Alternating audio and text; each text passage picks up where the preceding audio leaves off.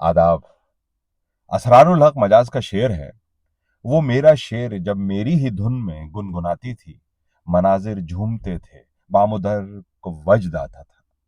جی ہاں، مناظر، منظر کی جمع ہے مناظر، مناظر مطلب ویو یا سینز، کہتے ہیں نا خوبصورت دلکش مناظر، تو اس کے لیے مناظر کا لفظ استعمال ہوتا ہے۔ اور مناظر میں میم پہ زبر ہوتا ہے، اگر اس پہ پیش لگا دیں تو وہ بن جاتا ہے مناظر۔ مناظر مناظرہ کرنے والے کو کہتے ہیں۔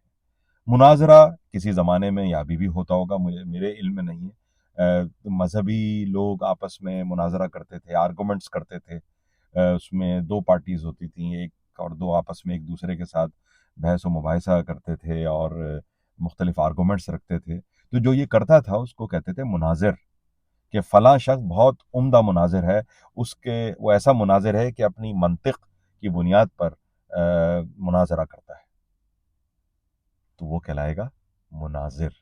تو مناظر اور مناظر میں آپ کو مجھے بتانے کا مقصد تھا اس کا فرق، ایک میں زبر لگتا ہے، ایک میں پیش لگتا ہے۔ امید ہے بات سمجھ میں آ گئی ہوگی۔